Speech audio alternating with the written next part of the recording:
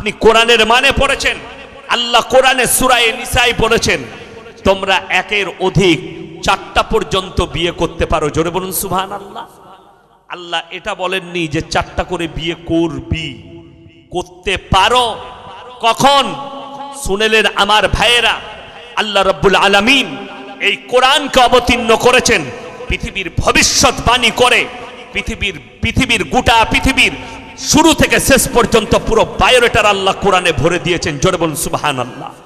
মানুষ কত দূর পাপ করবে, কতগুলো পাপ আসবে, আর সেই পাপগুলো থেকে কিভাবে মুক্তি পাবে তার একটা একটা করে ক্লিয়ার করব। কেন ইসলামে 4টা বিয়ে আল্লাহ জায়েজ করেছেন, কখন জায়েজ করেছেন, কোন পরিস্থিতিতে জায়েজ করেছেন, আর কোন পরিস্থিতিতে আপনি করতে পাবেন, সেই হালতটা কি থাকবে, সেই হালতগুলো আল্লাহ ব্যাখ্যা বিশ্লেষণে বর্ণনা করেছেন। জোরে বলুন সুবহানাল্লাহ। আমার ভাইয়েরা, আমার নবী, বিশ্ব নবী জানাবে মুহাম্মাদুর রাসূলুল্লাহ, সকলে বলুন সাল্লাল্লাহু আলাইহি ওয়াসাল্লাম, 11টা বিবাহ করেছেন, তার মধ্যে 10টা বিধবা। জোরে বলুন সুবহানাল্লাহ। 10টা বিধবাকে বিয়ে করেছিলেন। কেন? পৃথিবীর মানুষকে শিক্ষা দিবার জন্য। বিধবাটা ডাস্টবিনে ফেলার জন্য নয়, ব্যভিচার করার জন্য নয়, রাস্তায় ঘুরে বেড়াবার জন্য নয়, তার শাড়ি টানার জন্য নয়, কাপড় টানার জন্য নয়।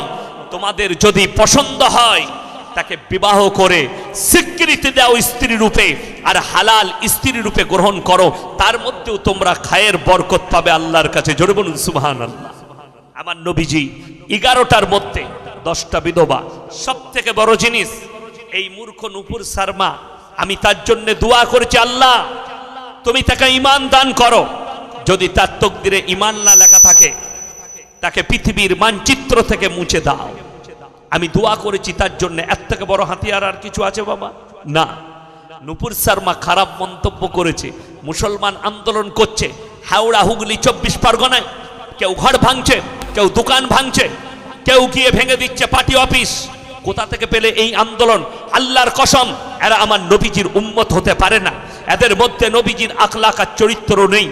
নূপুর শর্মা নবীজি সম্পর্কে কুরুচিকর মন্তব্য করার কারণে যদি দোকান ভাঙতে হয়, পার্টি অফিস ভাঙতে হয়, ঘর ভাঙচুর করতে হয়, তাহলে শোনো, আল্লাহর হাবিব যেদিনে করলেন, সাহাবীরা দাঁড়িয়ে গেলেন তলোয়ার দিয়ে, ইয়া রাসূলুল্লাহ আজকে আমরা বদলা নেব, আজকে বদলা নিবার দিন।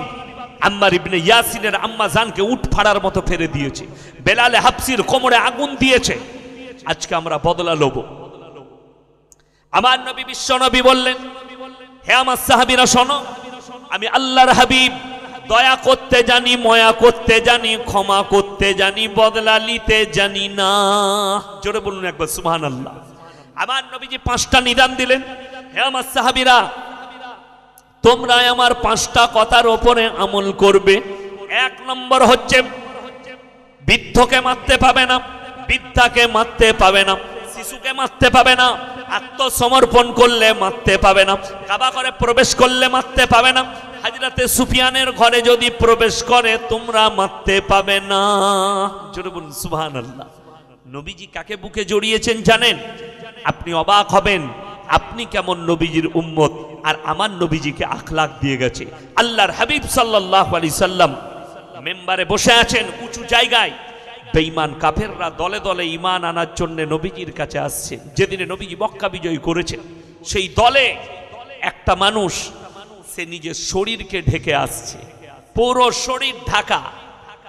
নবীজি বুঝতে পেরেছেন এই লোকটা আর কেউ নয়, সে হচ্ছে হযরতে হিনজা, যে নবীজি চাচা জানের কালিজাটা যুদ্ধের ময়দানে চিবিয়ে খেয়েছে। যুদ্ধের ময়দানে হযরতে আমির হামজা রাদিয়াল্লাহু তাআলা আনহা, হযরতে আমির হামজা রাদিয়াল্লাহু তাআলা আনহুর বুকটা চিড়ে কালিজা থটটা বার করে চিবিয়ে খেয়েছিল, সে হচ্ছে হযরতে হিনজা। আল্লাহ তাকে ঈমান দান করেছেন। নবীজি উঠলেন মেম্বার থেকে আর ছুটে গেলেন, বুকে জড়িয়ে বললেন, ওগো হিন্দা, বলো লা ইলাহা ইল্লাল্লাহ মুহাম্মাদুর রাসূলুল্লাহ, বলুন সাল্লাল্লাহু আলাইহি সাল্লাম। আমি আল্লাহর নবী, আল্লাহর হাবিব, দয়া করতে জানি, ময়া করতে জানি, ক্ষমা করতে জানি, বদলা নিতে জানি না। নবীজি চোখ দিয়ে পানি এসছে, আর আপনি বলছেন যে আমি অমুকের বাড়ি ভাঙবো, দোকান ভাঙবো আন্দোলন করে। যে নবীজির উম্মত হব, কখনো উম্মত হতে পারবেন না। আমার আপনার কাছ পর্যন্ত দিন পৌঁছেছে, আল্লাহর কসম কোরআনকে জিজ্ঞেস করুন। আল্লাহ কোরআনে বলেছেন যে কেন আপনার কাছে দিন পৌঁছালো। এই দিনটা মক্কার মদিনাতেই শেষ হয়ে যেত যদি নবীজি সাল্লাল্লাহু আলাইহি সাল্লাম আখলাক আর চরিত্রের দ্বারা যদি দিন প্রচার না করতেন, তলোয়ারের দ্বারা যদি করতেন। কোরআনে আমার আল্লাহ রাব্বুল আলামিন নবীজিকে বললেন, হাবিমা রাহমাতিম মিনাল্লাহি লিনতা লাহুম ওয়ালাউ কুনতা ফাজ্জান গালিজান কলবি লান ফাজ্জু মিন হাওলিক। হে আমার বিশ্বনবী, আমি তোমার হৃদয়টাকে নরম আর কোমল করেছিলাম বলে কেউ কোনোদিন তোমার কাছ থেকে ফিরে যায়নি। লান ফাজ্জু মিন হাওলিক। আর আমি যদি তোমাকে কর্কশ ভাষী করিতাম, সবাই তোমার কাছ থেকে দূরে সরে যেত। নবীজি সাল্লাল্লাহু আলাইহি সাল্লাম মার খেয়েছেন, তারপরেও দোয়া দিয়েছেন, আবার দাওয়াত দিতে গেছেন। কিন্তু বড় কষ্ট লাগে, আপনি যদি কোনো ভাইকে দাওয়াত দেন, ভাই ভালো কাজ কর, নামাজ পড়, সে যদি বলে আবে তুই পড়ছিস পড়, আমাকে বলার দরকার নেই, বলেন না অনেকজন। আপনি নিয়ত করলেন ওকে আর জীবনে বলবো না, যা পাচ্ছে করুক, আপনি কখনো দিনের কাজ আপনার দ্বারা হতে পারে না। আপনাকে গালি দেবে, চড় মেরে দেবে, তারপরেও আপনি তাকে বলবেন ভাই নামাজটা পড়, ভাই চল আল্লাহর ঘরে চল, তারপরেও আপনি তাকে বলবেন। আল্লাহর কসম, নবীজি রক্তাক্ত তয়েফের মাটিতে জিবরিল আমিন বললেন, ইয়া রাসূলুল্লাহ, আপনি একবার বললে আমি একটা পর মারবো, পৃথিবীটা 7 বার ধ্বংস হবে। নবীজি চোখের পানি ফেলিয়ে বললেন, হে জিবরিল, আমি চাই না যে আমার উম্মতেরা ধ্বংস হোক, নিশ্চয়ই তারা আমার প্রতি ঈমান আনয়ন করবে। কালকে আমি আবার যাব তাদেরকে দাওয়াত দিতে। জোরে সোরে বলুন সুবহানাল্লাহ। তবে আজকে আপনি মুসলমান, তবে আজকে আপনি ঈমানওয়ালা, তবে আজকে আপনি নিজেকে আল্লাহর হাবিবের উম্মত বলতে পারছেন। তা না হলে হতো না। আমার ভাই আগে চলুন, যেটা আমি বলছিলাম যে কেন আল্লাহ তাআলা 4টা বিয়ে বলেছেন। দেখবেন এখন বেঈমান কাফেরদের ষড়যন্ত্র, এখানে কতগুলো মোবাইল আছে গুনবেন, আপনারা বিরক্তও হচ্ছেন যে এতগুলো ইউটিউবার চলে এসছে। জানেন, আমাদের এই মেহনতের সঙ্গে সঙ্গে এই ভাইদেরও একটা মেহনতের বড় দাম আছে। এটার বদলাও এরা পাবে, নেকি পাবে। কেন শুনেলেন? এই ইউটিউবের মাধ্যমে, এই চ্যানেলের মাধ্যমে গোটা বিশ্বের মানুষ দেখছে না দেখেনি? দেখছে। আমি শুয়েছিলাম, ইয়ামান থেকে ফোন করেছে, বাংলাদেশের ছেলে, আমি ইয়ামানে থাকি, আপনার বয়ান শুনি আমি নিজেকে পরিবর্তন করেছি। শুধু তাই নয়, সেদিনে নাম করব না জায়গার একটা যুবক ফোন করেছে, আর যেমনি আমাকে ফোন করেছে আমি বললাম আসসালামু আলাইকুম ওয়া রাহমাতুল্লাহি ওয়া বারাকাতুহু। সে উত্তর তো দিল, দিয়ে বললে স্যার আমি একটা হিন্দুদের ছেলে। আমি বললাম আচ্ছা কি ব্যাপার? বলে আপনার বক্তব্য খুব ভালো লাগে, আমার মা খুব অসুস্থ, দোয়া দিবেন।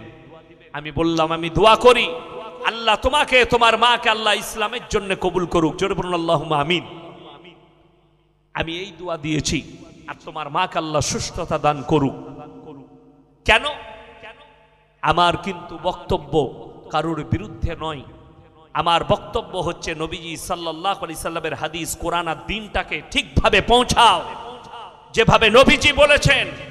বেঈমান কাফের তোমার কাছে কলমা পড়ে মুসলমান হবে, আমি বলে যাচ্ছি তোমার আখলাক থেকে, চরিত্র দেখে ঈমান আনবে বেঈমান কাফের।